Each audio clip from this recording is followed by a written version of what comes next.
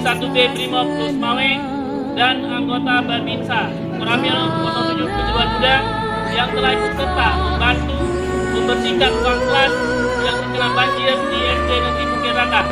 Demikian yang dapat saya sampaikan. Akhirnya saya ucapkan terima kasih. Assalamualaikum warahmatullahi wabarakatuh.